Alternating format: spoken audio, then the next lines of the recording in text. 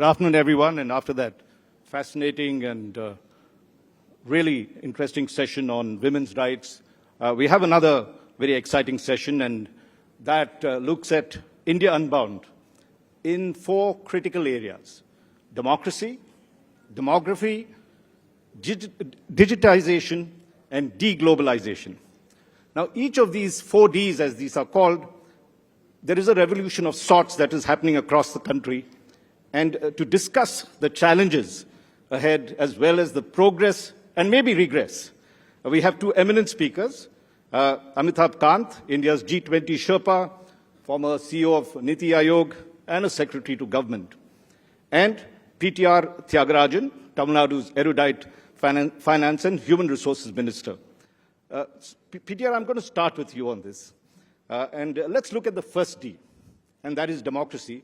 And India prides itself as the world's largest democracy, and Arun talked about it in his opening speech this morning, that we have overtaken China as the most populous country in the world as well. And yet, even as we speak about it, there is a raging debate in Parliament, with Rahul Gandhi being censured by the ruling BJP for his critical remarks about Indian democracy when he went to the UK recently. Just yesterday, he said that whether I'm allowed to speak or shut up is a test of India's democracy. So, Finance Minister, how do you look upon India's democracy? Is it a democracy on the ascent, as the ruling BJP and many others would like to classify it? Or is it on the descent, as Rahul Gandhi and others describe it, some even calling it an electoral autocracy?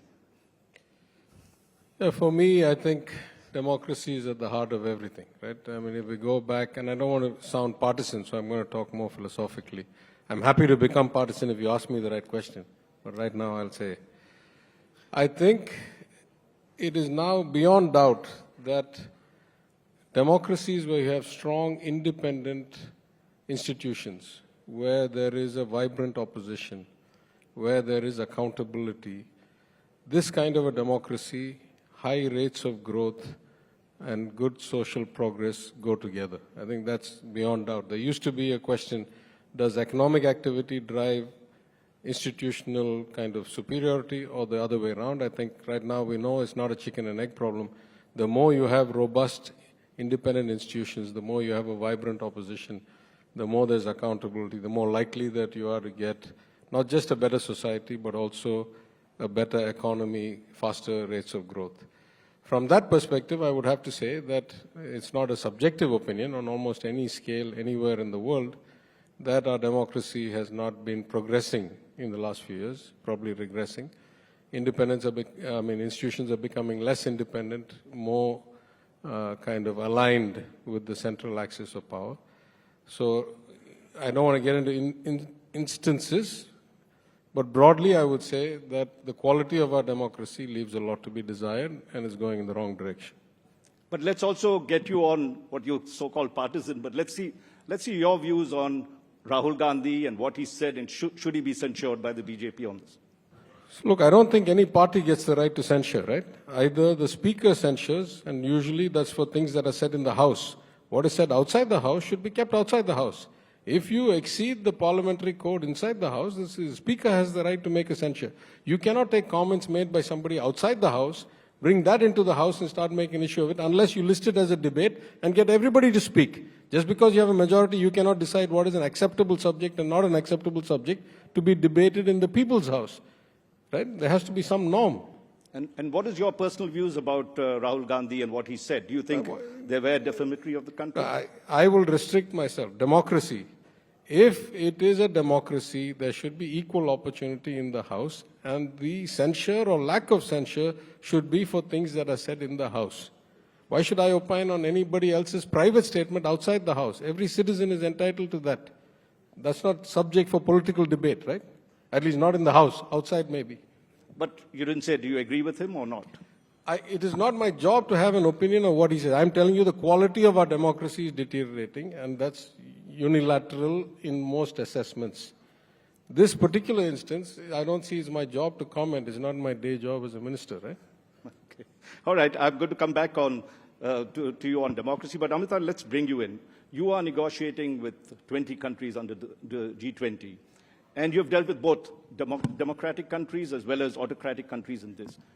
In your opinion, what is the advantages India has as democracy when you compare it with the rest of them? What are the big things that you see? What are the beneficial things? And would you like to also join this debate about freedom of speech and where does this thing end or begin? So I've been negotiating with about 20 plus countries, G20 plus the invitee countries over the last 1.5 years now, including the Indonesian presidency. I think all these countries view India as very lively, as a very vibrant democracy. For them, the political narrative is important, and they view India from the perspective of the fact that you've got a prime minister who's got democratically elected the second time and has a very high level of acceptance by the public at 70% plus even now, after 2.5 years. Secondly, to my mind, democracy is also about the kind of developmental work you've done to transform the lives of citizens in terms of providing electricity, in terms of houses, in terms of roads made, in terms of implementing the aspirational district program in some of the most backward districts of India, and change the lives of those citizens. Everything else, to my mind, is secondary to that. You, within a democratic framework, if you are able to, say, provide 30 million houses, which is like providing a house to every single Australian. You've provided 110 million water connections, which is like providing a water connection to every single German. And you've provided almost 243 million toilets, which is like providing toilets to every single person in Brazil, and made 55,000 kilometers of roads in a democratic setup through an electoral process. You've elected people, and you've provided 2.5 billion vaccinations, all through democratic process by digitalizing your process. That's a great achievement, and we should focus on those achievements. You know, we can actually go through this whole session talking on democracy, but I will circle back to this subject again. And let's deal with the other 3Ds, because they are also very critical in what we're looking at in terms of India's growth. And let's talk about, this is a much talked about subject, the demographic dividend. Now, there is a huge eligible working population, and India is probably going to have the largest, because China is declining. And 59% of our population is between the ages 20 to 60, which is the working population. Now, have we exploited P.T.R., in your opinion, the advantage that is there, or will this, because we have not done the kind of things that we've done, really become a curse rather than a dividend? Yeah, I think there's a window of opportunity where we will have this kind of average age be in our favor. Places like Tamil Nadu, we're already past that. We're past the peak. Our birth rate is now only about 1.6 TFR. So we're already aging population. Without migrant labor, we cannot function, and that's why we're very conducive and open to it. But as a country, and particularly, and there's a great disparity, right? If you take like the northern states, the TFR is still 3 plus, in some cases 3.5 plus. So there, unless you can create job opportunities fast enough, you're going to have a problem. That's very clear. If you look across the span of history, having a lot of unemployed youth is a precursor for social unrest. So I think, at least as far as my state is concerned, we still have a lot more to do, but we are not in a desperate situation where we have a lot of unemployed youth. The youth unemployment rates are probably, in the 10, 12%. But if the statistics that I read are accurate around the country, as high as 25, 30, higher than that, surely that becomes a problem. If not now, sooner rather than later, that becomes a problem. So I think job creation, for example, in our state, we are focusing a lot on skilling beyond gross education, which is the highest in the country. Enrollment in higher education is double the national average, right? It's 52%. Yet we have a lot of people who are not capable of getting employed immediately upon graduation or in the right field and so forth. So we focused a lot since we came to power 2 years ago on upskilling and finding partnerships where we can pre-certify people in required skills, not just in India, but in places like Australia or Germany, so that we can have direct employment opportunities in places where there's a shortage of labor, and we can move our people into that high end of the labor spectrum, you know, $40,000, $50,000, $60,000 starting wages kind of jobs. No, I'm glad you mentioned skilling, and Amitabh, this is something I'd like to ask you about, because if you looked at, I mean, critical to this demographic dividend is how much skilled manpower you have.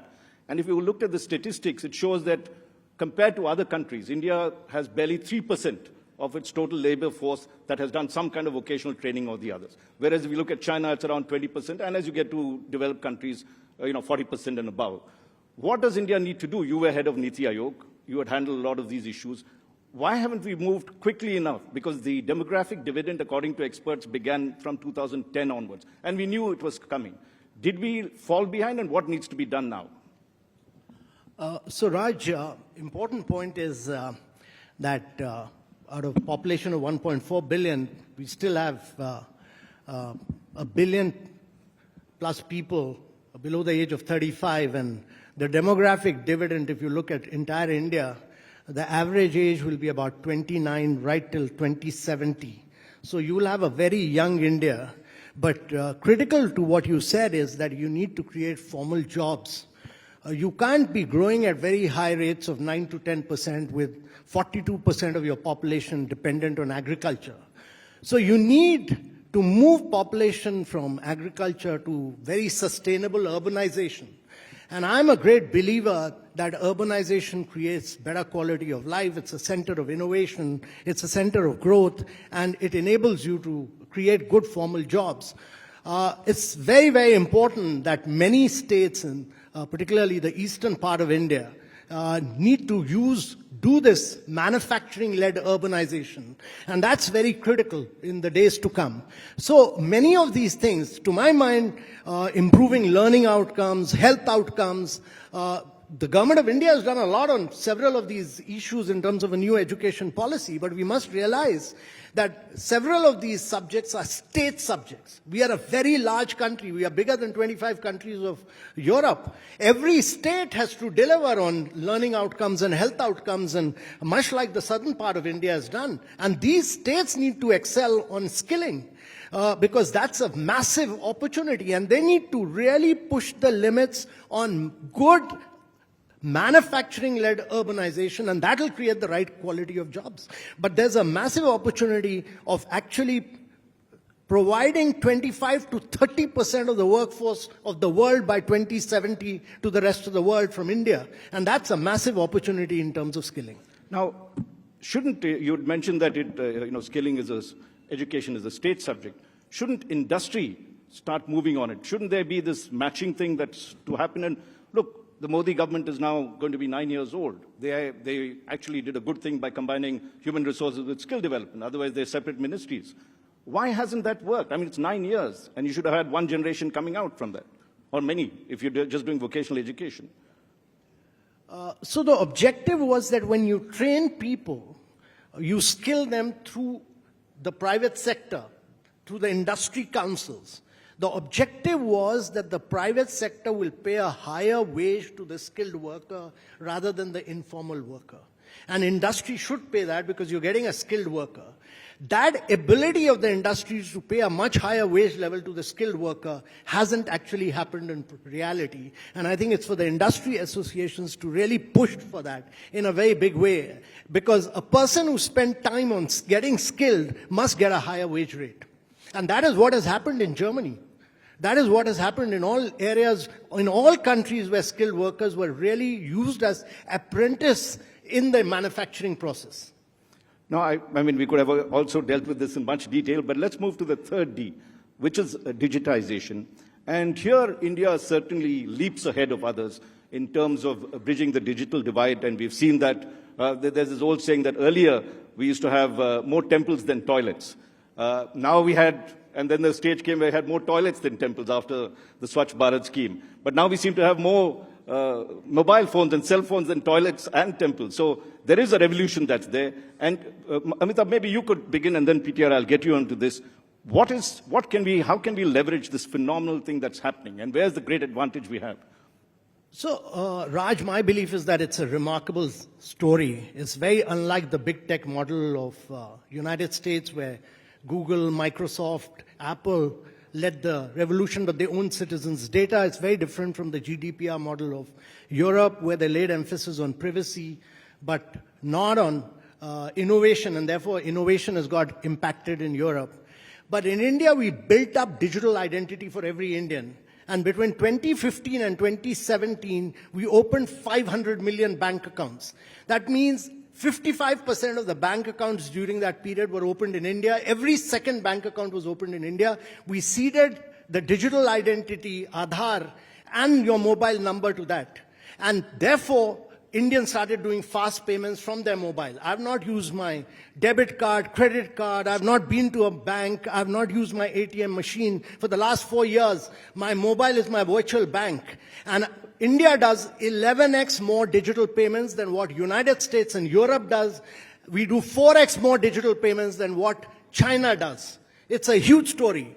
Doing 2.5 billion vaccination, totally paperless, cashless, digital during the COVID period is a remarkable story. And building up Diksha and Swayam and all this, because these are open source model, these are open APIs, they are interoperable, on top of which the private sector innovates. India is the only country where PhonePe competes with Google Pay in the market space. India is the only country where Paytm competes with WhatsApp in the marketplace, and 40 apps compete with each other. So this is a remarkable story. The challenge is that if you look around the world, there are 4 billion people without a digital identity.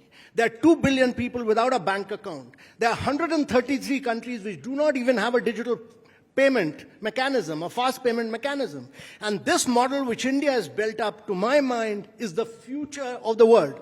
Most tech innovations in the past have come from the developed world, but this is a model built by India. And this model needs to be taken as a business model across the world and to change the lives of citizens in many countries of the world. I think we should applaud India for that, let's put it that way. Amazing work. PTR, coming to you. Your chief minister is known as the dashboard chief minister. He has a dashboard where he tracks every single development that's happening across it. How can a state like Tamil Nadu leverage that? What is the advantages and what are the disadvantages? Have you seen any lacuna that you find that needs correction?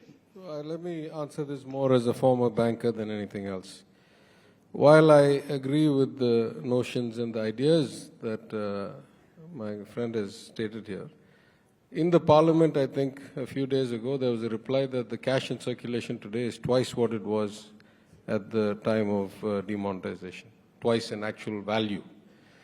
So something is not quite universal. I agree. I was a banker. I've seen what electronic transformation can do.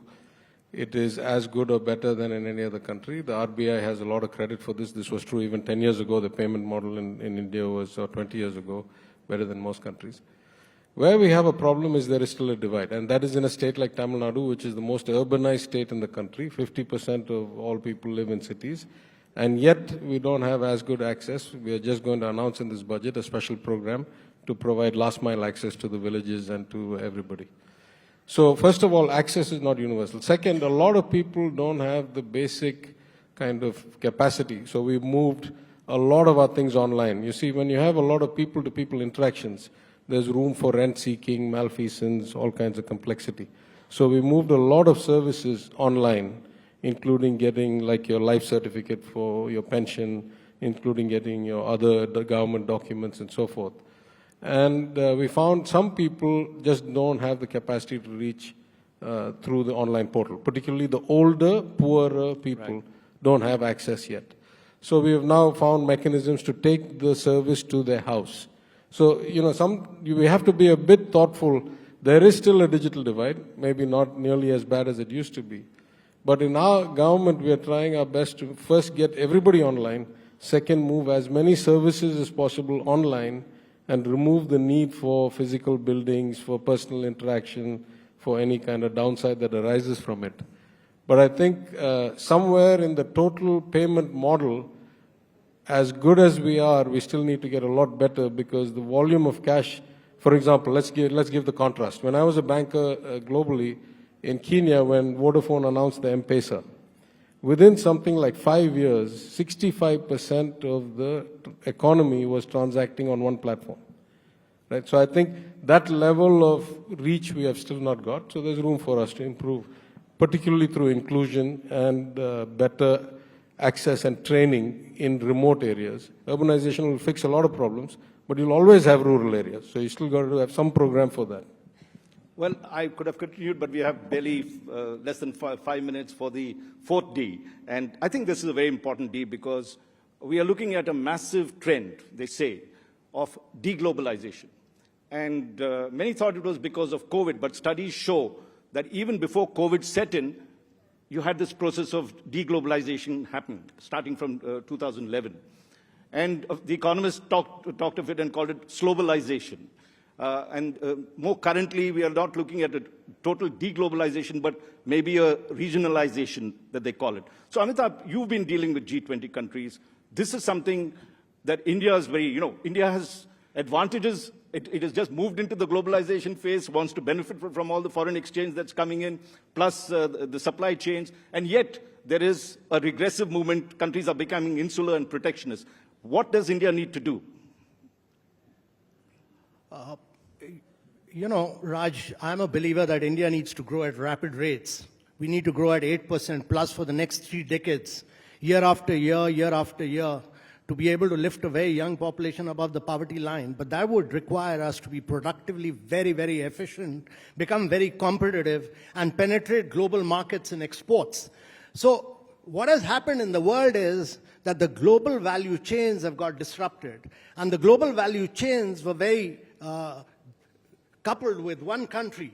Let me not use the word decoupling, but there was a monopoly built up. So if you look at the top manufacturers of the world, in several areas, 90% plus production was happening in one country.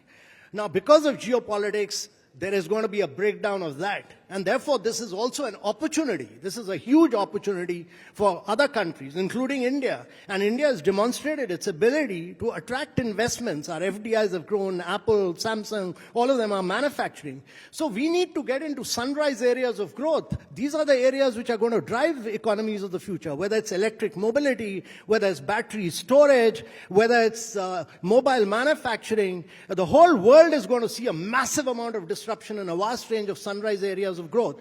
But let me also tell you that globalization has lifted vast segments of population above the poverty line across the world. And therefore, there is, if you want to make a difference to the world and actually accelerate the pace of growth, and it's important to understand this because 1/3 of the world is under recession right now. 75 countries of the world are facing a global debt crisis. So the world needs to grow. And the answer to that is good globalization by demonopolizing production and opening up the opportunities for many other countries of the world. And therefore, countries like India must focus on becoming, as we've done so far, becoming more and more productively efficient and attracting investments from all over the world. This is our opportunity. This is a huge, huge opportunity. This is a once-in-a-lifetime opportunity. We should never lose this opportunity. But you also, I'm coming to you, Peter, but Amitabh, I'd just like to finish this. You also have this trend, what they call MAGA, Make America Great Again, which Trump talked of, right?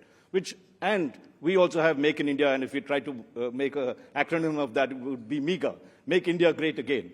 Now, how do you resolve this contradiction? On one side, you're saying, let's globalize, let's exploit the value chains. On the other side, let's make in India. You start protecting your domestic industry. America is doing that. How do you resolve this contradiction?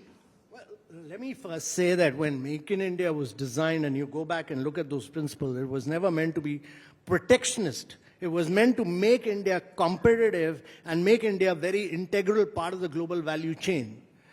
Very, very integral to the global chain. Whereas if you look at the United States new acts, Inflation Reduction Act, the CHIPS Act, some of them look to be very protectionist in nature. They say that we'll give you subsidy if you make in America. That has never been the case. What we are saying is, even with the production-linked incentive scheme, what we are saying is that you go bigger and bigger and bigger and bigger for the next 5 years and penetrate global markets. So Apple is manufacturing not for the domestic market here. It's doing it so that it can export more and more. And that is what we've done. We said you go and penetrate global markets. I'm glad you mentioned Apple, and that I want to bring you into this, P.T.R. How do you view this trend of deglobalization? Tamil Nadu has benefited. I mean, Apple is, in many ways, moving out of China, if you want to call it regionalization, and coming and setting up its largest factories in your state. I'm not sure what I can say in 5 seconds. No, we'll give you a minute. Well, I think there are 4 or 5 things here. First, we should remember that globalization is secular, but at a kind of historic level, it's also cyclical. There used to be the age of empire, there used to be the age of Roman Empire, colonialism. So the extent of globalization actually goes up and down. It's not, always going up. In 20 years, 30 years, going one way, then it goes the other way, then comes the other. Second, the overall volume of globalization doesn't kind of discriminate between bilateral trade or the shift away from China towards India that our colleague is talking about. So I think there are a lot of opportunities. Third, the value of globalization is inarguable. Mathematically, you will show that the more there is barrier-free trade and access, you will get greater growth, no question. The downside of globalization is unless governments are particularly focused on it, such rapid increase in growth will also lead to increases in inequality and stratification of society, and you're likely to find a lot of people get disgruntled, as you're seeing in the Western economies, because people at the lower level of skill have completely lost out on the benefits of globalization, and big investment bankers and corporates did really well. So you have to do it carefully. But I completely agree in an overall perspective that this is a wonderful opportunity. I can't think of a better time for India as a country, given the macro trends around liquidity still being quite high, around the de-risk China kind of movement, around the geopolitical instability everywhere else. This ought to be India's moment. What worries me, and this includes me as Tamil Nadu, I'm not just talking about the union government, what worries me is, are we doing enough to actually capture this opportunity, and are we dedicating the right level of attention and resources, because this window won't stay open forever. And execution as right. well. And so, it is a golden moment, probably better than any other time. Are we doing enough? I'm not that comfortable. I think there's a lot more we should do, and we need to grasp the moment while it's there. Well, finally, there's a conclave moment that we talk about, and we have just 30 seconds for that, which is, I'm looping right back to democracy, because democracy is central. Without it, this nation will not drive itself at all. And so, Amitabh, I'll come to you first. What is it that you like best about Indian democracy, and what is it that you'd like to change about Indian democracy? I think the election process, at that size and scale, 1 billion people voting. You go to Gir land, there are 40 tigers, there's one human citizen there. And the election machine goes there to get his vote. Or you go to Siachen, where just the soldiers, you go and people vote there. No democracy in the world provides you this process of voting for elections, which Indian electoral process does. It's a matter of immense pride that we are a vibrant, lively democracy of this nature. And what is it that you'd like to improve, change, or dislike about Indian democracy? I'm a great believer in social indices. I would like to see that all these states need to improve education, health, nutrition, which are very critical for long-term growth of India. And P.T.R., what is it that you like most about Indian democracy, and what is it that you don't like about Indian democracy? I like its diversity. I like that it has so much scale. I'll just give you one example. I was at the Indian Express or some conclave, and they said, you're a leading voice of dissent in India. And I said, it's awkward that the finance minister of a large industrialized state, who ought to be the system, is seen as a dissenter. It says something is structurally wrong. So I like that it's got that much diversity. And that is great, and for the scale of our country, that's wonderful.